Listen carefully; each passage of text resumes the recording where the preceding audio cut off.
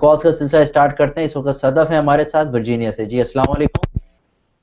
وعلیکم السلام. حضرت صاحب کی خدمت میں بھی السلام علیکم. وعلیکم السلام.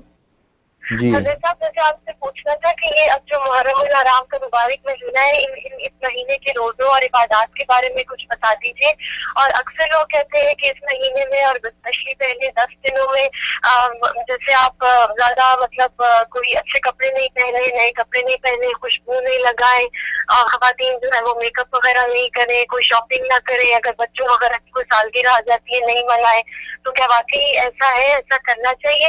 اور دوسرا, حضرت امام حسین رضی اللہ تعالیٰ عنہ کی خدمت کے لیے ہم کیا کر سکتے ہیں؟ ہم ذکر اور درود شریف پڑھ کے ان کو بخشیں یا ان کے لیے کوئی نوافل وغیرہ یا کوئی اور بھی کوئی ان کو پڑھ سکتے ہیں کس طرح ثواب چیز کچھ بتا دیجیے. بہت ٹھیک ہے, شکریہ. بہت اچھا. السلام علیکم ورحمۃ اللہ.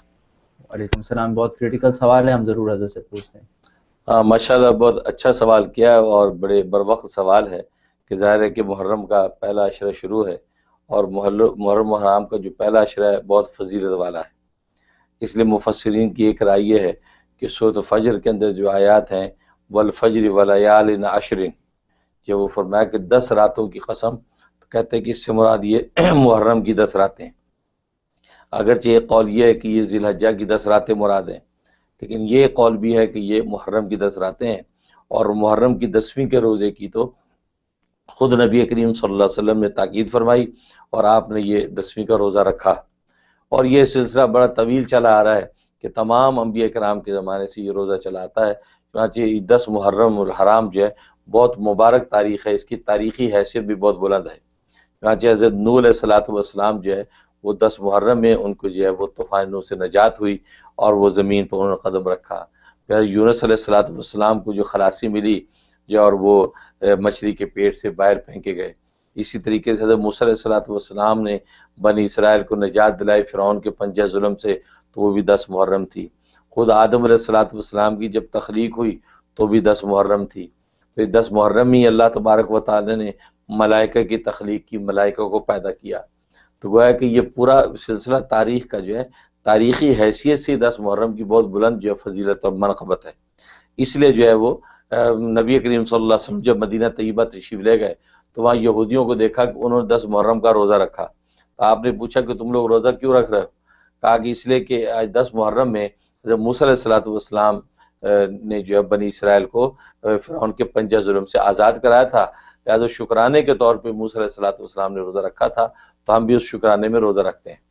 اس پر نبی پاک صلی اللہ علیہ وسلم نے فرمایا کہ ہم تو تم سے زیادہ قریب ہیں موسیٰ علیہ الصلوۃ والسلام کے ساتھ مماثلت کرنے میں, لہذا ہم بھی 10 محرم کا روزہ رکھیں گے. لیکن چونکہ یہودیوں کے ساتھ مشابہت رہا ہو تو آپ نے صحابہ کرام سے فرمایا کہ اگر اگلے سال میں زندہ رہا تو اس کے ساتھ 9 کا روزہ ملاؤں گا یا 11 کا روزہ ملاؤں گا, 2 روزے کر لوں گا تاکہ مشابہت یہود کے ساتھ نہ رہے. لہٰذا اب ہمیں حکم یہی ہے ہم 9 یا 10 کا روزہ رکھیں یا 10 یا 11 کا روزہ رکھیں. تو اس طریقے سے اس روزے کی فضیلت ہمیں حاصل ہوگی, اور اس تاریخ کی فضیلت جو ہے وہ تاریخی انبیاء ہی سے چلی آتی ہے. باقی ویسے بعد کی تاریخ کے اندر اس محرم کے اس مہینے کے اندر جو ہے ظلم و استبداد کی بھی ایک جو بہت بڑی داستان دہرائی گئی کہ جس میں حضرت امام حسین رضی اللہ تعالیٰ عنہ کی شہادت عظمیٰ کا قصہ جو ہے وہ آپ کو معلوم ہے کہ وہ 10 محرم کے اندر یہ پیش آیا. اور اسی طریقے سے حضرت عمر فاروق رضی اللہ تعالیٰ عنہ امیر المومنین یہ یکم محرم الحرام کو ان کی شہادت جو عمل میں آئی. 27 جو ہے وہ ذی قعدہ جو ہے ذی الحجہ کو ان پر جو وار ہوا اور زخمی ہو گئے, تو یہاں تک کہ یکم محرم الحرام ان کی یوم شہادت ہے. پھر آگے چل کے جو ہے باقی مزید کربلا کے اور بہت سے مجاہدین کے ساتھ ساتھ عین 10 محرم کو امام حسین رضی اللہ تعالیٰ کی شہادت عمل میں آئی. اس وجہ سے ظاہر ہے کہ یہ مہینہ ہمارے لیے ایک بہت بڑا جو ہے وہ ایک صدمے کی بات بھی ہے, دکھ کی بات بھی ہے کہ وہ ایک تاریخی بہت بڑا صدمہ جو ہے اس میں نظر آ جاتا ہے کہ یہ ایک تاریخی طور پہ ہمارے لیے تکلیف دہ بات ہے کہ اس میں امیر المومنین حضرت عمر فاروق جو کہ خلیفہ ثانی ہیں, جن کی عظمت اور شان کا یہ عالم تھا کہ خود سرکار دو عالم صلی اللہ علیہ وسلم نے فرمایا کہ لو کان بعدی نبی لکان عمر, اگر میرے بعد کوئی نبی ہوتا تو وہ عمر ہوتا. تو گویا کہ آپ کے دور میں اسلام نے جو ترقی کی ہے وہ سب کے سامنے ہے. یہاں تک کہ بعد کے غیر مسلم جو ہے آتھرز نے لکھ دیا کہ اگر جو ہے عمر فاروق رضی اللہ تعالیٰ جیسا خلیفہ 10 سال اور رہ جاتا تو پوری دنیا کے اندر اسلام کا پرچم لہرا جاتا. ایسا اللہ تبارک و تعالیٰ نے انتظام اور سیاست اور ایسی بصیرت اور قوت اور شجاعت عطا کر رکھی تھی. یہی وجہ ہے کہ ان کے زمانے میں روم و فارس کی سلطنت ان کے قدموں میں آ گئی تھی. پھر یہ ان کی شادی اس میں پیش آئی. پھر امام حسین رضی اللہ تعالیٰ عنہ، وہ تو جگر گوشہ رسول ہیں صلی اللہ علیہ وسلم، ان کی شہادت عمل میں پیش آئی. نہایت دردناک واقعہ، المناک واقعہ. اس وجہ سے اہل اسلام پر ایک خاص قسم کا صدمہ اور دکھ کی بات ہوتی ہے کہ یہ ایک واقعہ پیش آیا. اس وجہ سے بہت سے احباب یہ بات کہتے ہیں اور کہ بھئی اس مہینے کے اندر جو اچھے کپڑے نہ پہنیں، خوشی نہ منائیں، یا شادی بیاہ نہ کریں، اور دیگر بہت سے ایسے امور جو ایک دنیاوی لطف و سرور کو ظاہر کرتے ہو وہ نہ اس میں کیے جائیں. وہ یہ کہتے ہیں وہ ان کے ایک جذبات ہیں، ان کی ایک طبیعت اور جذبات ہیں، لیکن یہ شریعت کے نظریات نہیں ہیں.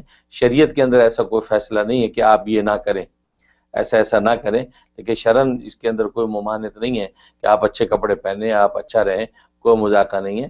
ہاں باقی ہے کہ ان جو مجاہدین اسلام کا تذکرہ کریں، اپنے بچوں کو اویئرنیس پیدا کرنے کے لیے محفل کے اندر ان کا ذکر کریں، حضرت عمر رضی اللہ عنہ کے کارنامے بتائیں، اور امام حسین رضی اللہ عنہ کے کارنامے، اور انہوں نے ظلم کے خلاف اور جبر کے خلاف عالم جہاد بلند کیا، اس کے حوالے سے بچوں کو اویئرنیس اس کے اندر پیدا کریں، تو وہ ہونا چاہیے. باقی جو چیزیں ہیں کہ یہ نہ کریں، اس موقع پہ شادی بھی نہ کریں، بیاہ نہ کریں، نکاح نہ کریں، تو اس کی شرعی طور پہ کوئی ممانعت نہیں ہے. لیکن اگر ایک شخص اس وجہ سے نہیں کرتا کہ شریعت میں محرم میں نکاح کرنا واجب بھی نہیں ہے کہ آپ لازمی محرم ہی نکاح کریں. بعض لوگ یہ بھی نادانی کرتے ہیں کہ وہ جان بوجھ کے اس چیز کے خلاف جان بوجھ کے محرم ہی نکاح کریں گے، محرم کے اندر ہی وہ اپنی خوشیاں منائیں گے.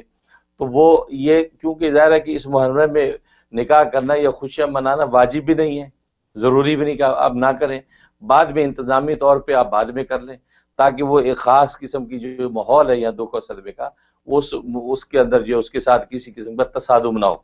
لیکن اگر کسی کو مجبوری ہے کہ انہی تاریخوں میں ان کو نکاح کرنا پڑ رہا ہے تو وہ نکاح کر سکتا ہے، وہ کوئی شرعاً کوئی ممانعت نہیں ہے. اس میں دوسرے لوگوں کو بھی کسی قسم کے وہ اس کا شکار نہیں ہونا چاہیے غلط فہمی کا یا غصے کا کہ بھی یہ ایسا کیوں کر رہے ہیں، کیونکہ شریعت کے اندر کوئی بھی چیز واجب نہیں ہے، نہ نکاح کرنے کو حرام کہا گیا ہے، نہ انہی تاریخوں میں نکاح کرنے کو واجب قرار دیا گیا ہے. تو ظاہر ہے کہ آپس میں وہ باہمی اس کے ساتھ ایک ایسا راستہ نکال کے رکھیں تاکہ سب اکوموڈیٹ ہو جائیں، ورنہ یہ چھوٹی موٹی چیزیں پیدا ہو کر دلوں میں اہل اسلام کے کدورت پیدا ہوتی ہے.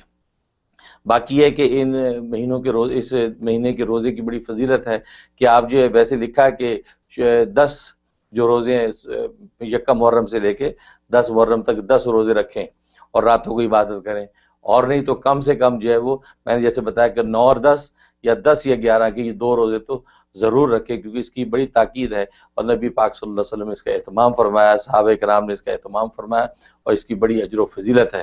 باقی امام حسین رضی اللہ تعالیٰ عنہ کے لیے اور خود امیر المومنین حضرت عمر فاروق رضی اللہ تعالیٰ عنہ جیسی شخصیات جو شہداء ہیں، ان شہداء کے لیے آپ ایصال ثواب کریں، آپ پڑھ کے بخشیں، ان کے لیے کھانا پکا کے غریبوں میں تقسیم کریں، اور ان کے لیے تسبیحات پڑھیں، نوافل پڑھیں، راتوں کے نوافل ان کے لیے پڑھ لیں، ان کا ایصال ثواب ان وہ شہداء کے لیے کریں. ظاہر ہے کہ انہوں نے بڑی شہادت عظمیٰ پائی ہیں، تو آپ جب ایصال ثواب کریں گے تو اس سے آپ ہی کو نفع ہوگا اور ان کے درجات بلند ہوں گے.